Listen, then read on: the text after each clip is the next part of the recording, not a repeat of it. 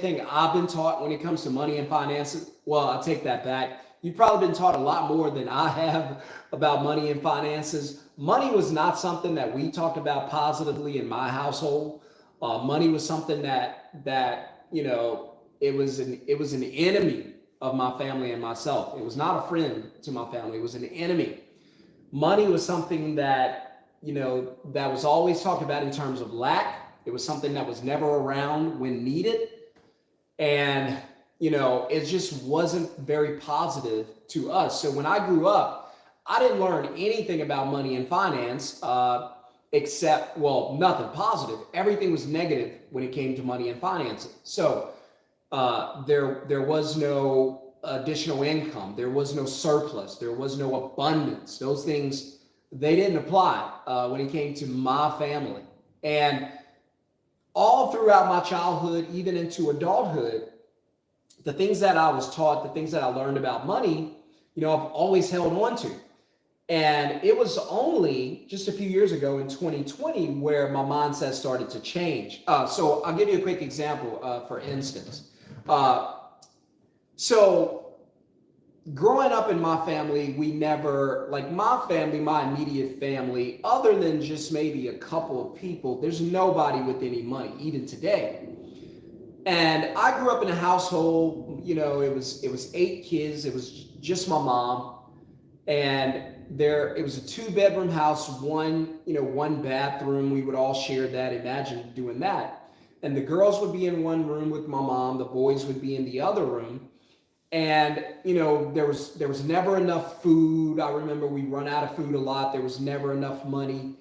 We used to joke that, hey, if we would come home and there would be and the lights would be on at night, like the porch light, then we probably don't have running water, because there was no way that we could have everything at once.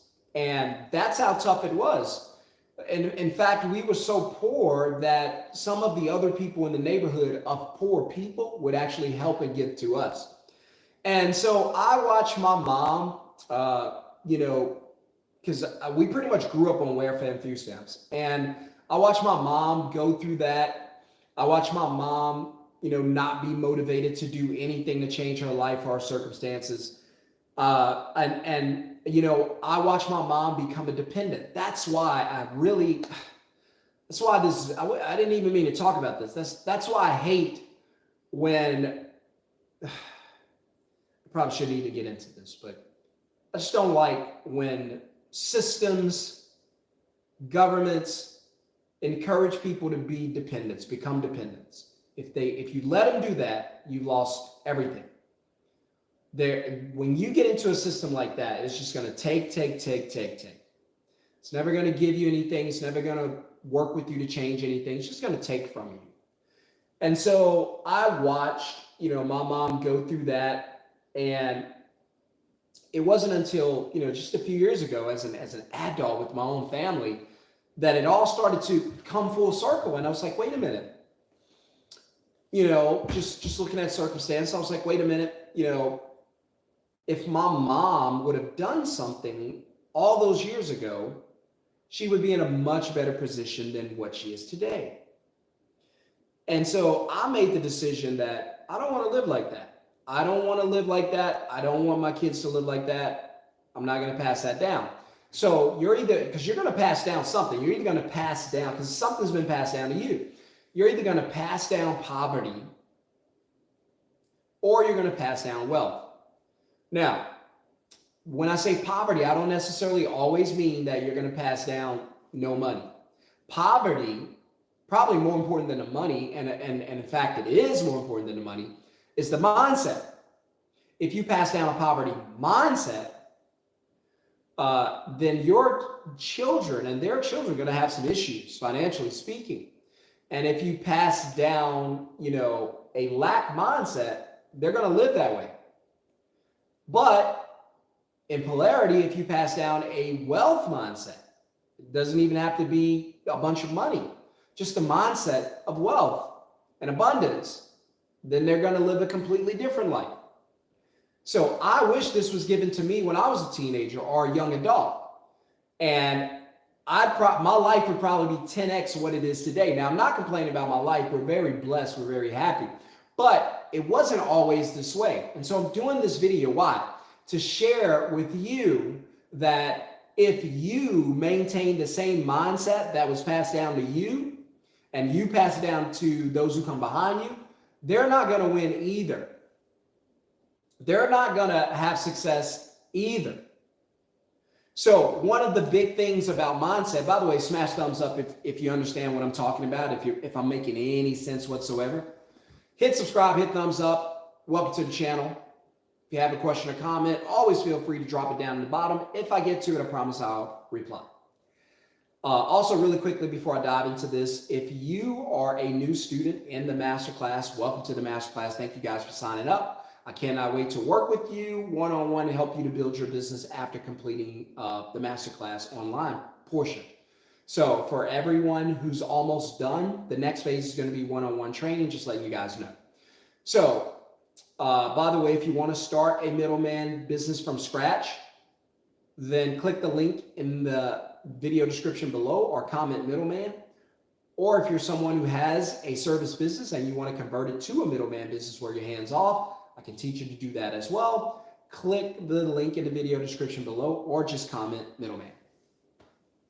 So one of the big things that I think hold a lot of people up today, by the way, I'm working on the clock, so I'm up against the clock today, so bear with me. So I gotta keep a close eye on what we got going today. So let's see, because I don't want to lose track of time. We got just a few more minutes. All right.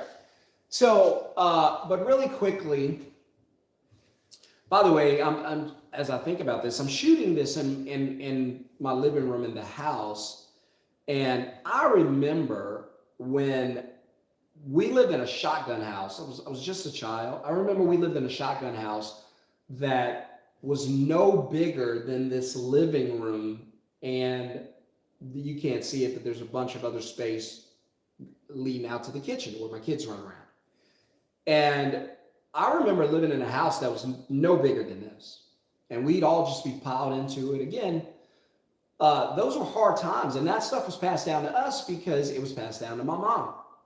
And so what I want to do is I want to break that trend. I want to break that cycle. I don't want to pass down generational wealth, and I know you don't. I know you don't. That's why you're here. So we're all here for the same reason. We just want to live a good life, and we want to give our families a good life. That's it. That's all we want to do. We just want to live a good life. And so one of the things that I want to hit on today, because I know you were taught this, I was taught this, and I want to say prior to 2020, it probably was an okay to good idea. But here we are today, and this is just a terrible idea. So I go ahead and jump on it. And that is saving money in banks. So let's talk about it. This is one of the things that I believe that gets me into a lot of trouble. Well, that and don't buy houses. By the way, don't buy houses. Okay? Let that go. Don't worry about that. Rent. It's okay. Don't get me started. I know realtors are on here. Don't buy houses. I don't care what they say. Don't buy houses. There's going to come a time in the future to buy a house. It ain't today. Don't touch them. Don't touch them. There are people that'll do anything to get out of them. So, all right. Not talking about that. Let's go ahead and get into it. And and let me know in the comments what you guys think about this video and what do you think about saving money. But saving money, I think, is one of the biggest scams today. Now, again, prior to 2020, probably not a bad idea for a few reasons. And this is what your parents and your grandparents dealt with, right? Banks would actually pay you to put your money in the bank. Yeah, I know. Banks would actually, I'll say it again. I promise you I'm not making this up. Banks, there was a time, okay, when banks would actually pay you to put your money in the bank and leave it there. I know. This is nuts. What? I'm telling you, there was a time when banks would actually pay you, compensate you to take your hard-earned money, deposit it into the bank account, and go away. So it was actually a good idea. That's a stretch, but we'll just work with that for now. So it was actually a good idea to leave your money in the bank for a prolonged period of time and not touch it. Why? Because the banks actually rewarded you by paying you this thing called, you ready? Interest. Yeah, so banks used to pay interest rates to anyone who would deposit their money in the banks and leave it there. And because banks paid interest rate, it was actually a good idea. So if your money could earn 10%, monthly, then it was okay. It was okay to stack money in the bank account because it actually paid you. Fast forward, however, to today. Here's your homework for today. I know you didn't think you were going to have homework, but you're about to have homework. Here's your homework for today. Go to your bank and ask them, how much interest do you pay on my savings account? If they tell you any number that starts with 0.0, I do not care what comes after the last zero. It's basically nothing. Now, keep in mind, inflation, well, what they tell us is the inflation rate. We know that's not true. If you watch this video or if you watch this channel, you know the inflation rate they give you on television is not the real inflation rate. It is a fake, a fluff inflation rate, right? My son doesn't say lies. He says telling a fake. When they tell you that the inflation rate is under 2%, they're telling you a fake. Is that okay? Hit thumbs up if you know what I'm talking about. When you get to that checkout register at the grocery store, that ain't no 2% inflation. Well, what they don't tell you is that the inflation rate they give you does not include food, nor does it include gas, and if I'm not mistaken, it does not include energy. So this could have changed between when you see this video and now, and when I'm putting this video out and whenever you get to see it. But as far as I know, those things are not included in the inflation rate. So that's how they keep the numbers down. But you and I both know when you go to checkout, you know what time it is. It hurts. In fact, I was in a grocery store not long ago, and it's gotten to the point I don't even check the price no more. I don't even check the price at the register. I know it's going to be something stupid I'm not going to agree with. So I just check out. When I get to the self-checkout, I'll just scan and go. The last time I checked, it was like $60. I had one bag. Couldn't believe it. I was like, what did I get? $60. Had me checking, like, did I scan something 3 times? What did I do? $60. $10 here, $10 there. All of a sudden, $60. Couldn't believe it. I said, man, I told my wife, I said, we're blessed, but I have no idea how someone out there who's just working the average job and just making a decent amount of money, I have no idea how they're surviving. No idea. All right, checking the clock. Got just a few more minutes with you.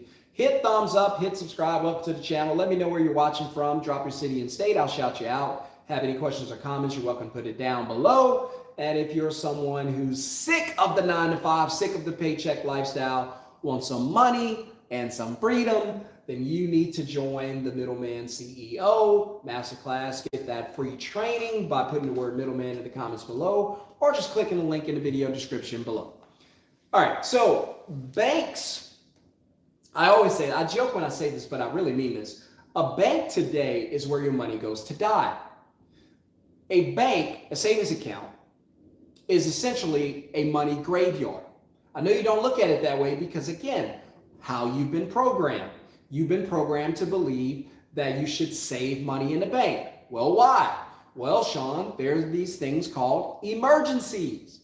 And see, if I happen to have one, then I could go to my bank account and pull money out. Okay, gotcha. Also, Sean, there are these things called rainy days. And if one of those happen, then I could go to my bank account and pull some money out. Okay, gotcha. So let me get this straight. You're saving money in the bank because you're anticipating some bad things possibly happening, and life happens. But you want to be prepared for those bad things because life happens. And so if those bad things happen, you want to have access to some cash so you can pull it out and take care of these bad things because life happens. Am I close? Okay, good. All right. Let me ask you this, because I don't want to just tell you. I want to get your permission, because you might not want to hear this. Would it be okay if I introduced you to a new mindset, some new programming when it comes to saving money in the bank? Would that be okay? If it's not okay, fine, I'll shut my mouth. We can end this video right now. You won't hear another word from me. But if it's okay, I'd like to share. I'd like to continue. Is it okay? Thank you. All right, we'll proceed. All right, here's what I think. Number one, I think stacking money in the bank, leaving it in a savings account is a terrible idea. The reason I do is because, well, a few reasons. Number one, the banks don't pay you any interest. They used to, which helped, but now you stack your money in the bank, they don't give you anything. Number two, the banks use your money to get rich while you stay poor, sitting on money while they use the money. If you don't think it's true, if you think your money just sits in, and I could add 401k to this, but if you think your money just sits in an account or in a drawer in the bank, you're wrong. That's not what happens. When you go to a bank, you loan them your money. Yes, you give them your money. I'm telling you, go look this up. I know they don't teach this in school, and they should. But you go, you pass your money to them, they take the money in, and then what do they do with your money? As soon as they get it, they try to get rid of it. Why? Because they're a business, not a piggy bank. They're a business. So they want to get rid of your money as quickly as they can and bring more money in. So how do they do that? Well, they sell your money. Yeah, a bank is a store. You didn't know that? You know now. What do banks sell, Sean? They sell money. No way. Well, what do you think an interest rate on a credit card is? What do you think an interest rate on a loan is? I'm going to loan you Carol's money that she's worked hard for and grind for, but because we trained her and programmed her to stack it in this bank and give it to us, we're going to take her hard-earned money. She goes out and works hard for the bank. You didn't know that you work for the bank if you stack money in the bank and leave it there? You work for the bank. You work for the government. You work for the bank. You work for the landlord. When do you work for you? Okay, that's a video for another day. We'll leave it at that. I'm getting messy now. We'll leave it at that. But now your money gets stacked in the bank. So what do the banks do? They take your money, pass it out the back door to whoever's got a credit score that's decent, and they sell it to them, right? The middle tier credit scores, they're the best for the banks because they make the banks the most money, not the best credit scores. The lower ones, the higher interest rates are attached to those. So the banks get the money and they don't pay you. They still don't pay you. They sell your money. First you give them the money for free. Then they sell your money and they don't give you anything. I'm just saying. So the banks, by the way, they should air this in college. This should be a requirement for high school students and college students to learn this. Am I telling you I'm against banks? No. Am I telling you that I don't put money in the bank?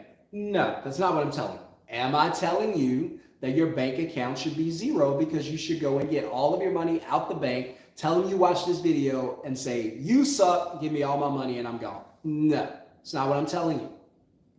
What I'm telling you is, if your intention is to just put the money in the bank account and leave it there and wait on these things called emergencies and rainy days, then that's a bad idea.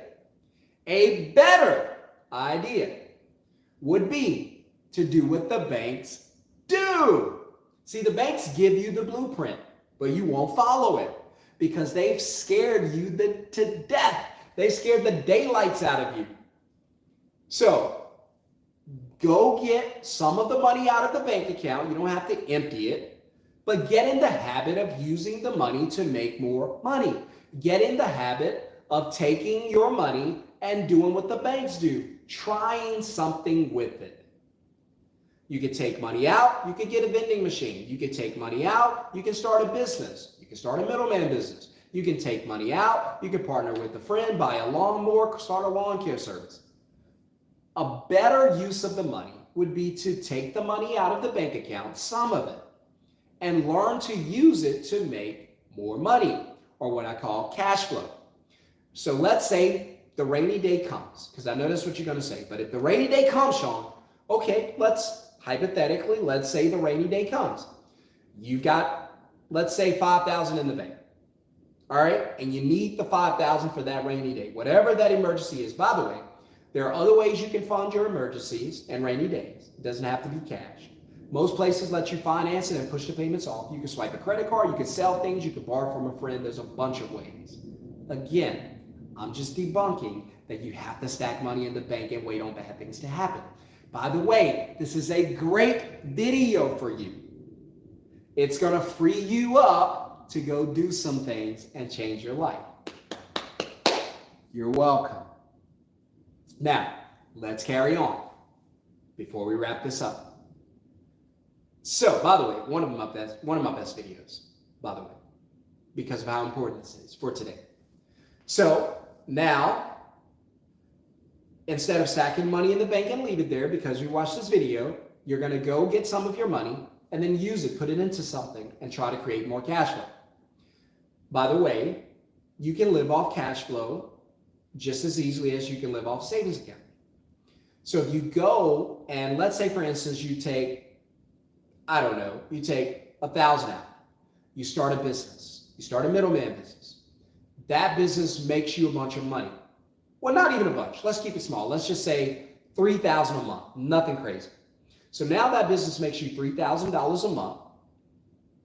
And we're not even talking about how the business works or anything like that. Just a business that makes you $3,000 a month. You still have your job, but you took my advice, you watched this video, you got active, you got progressive, you used some of the money to create an asset. You create a middleman business, it makes money for you, $3,000 a month, nothing crazy.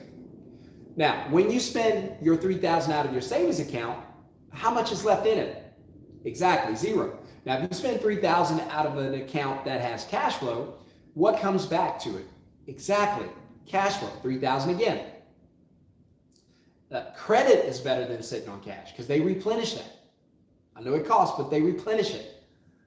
Almost anything is better than sitting on cash.